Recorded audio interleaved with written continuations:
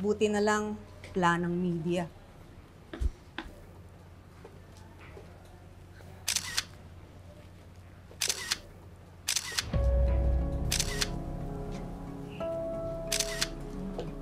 This is it, guys. Nakulong na si Ino.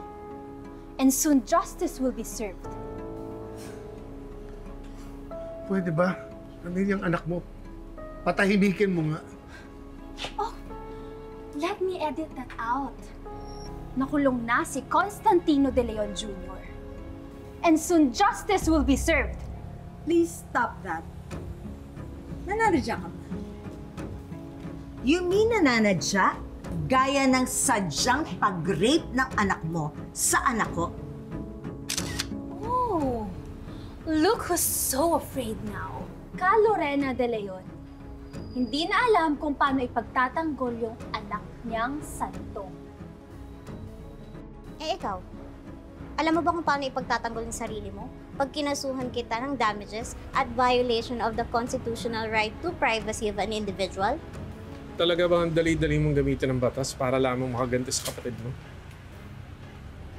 Sana nga ho, noon pa lang alam ko na kung paano ipagtanggol yung sarili ko.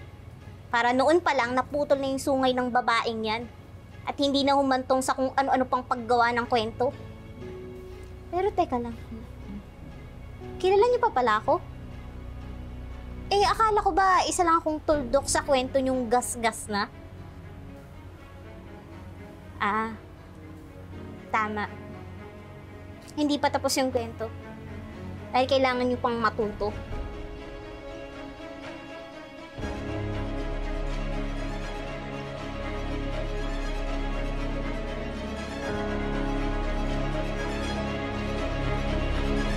Too confident, Lilith. We just hired another first-rate lawyer.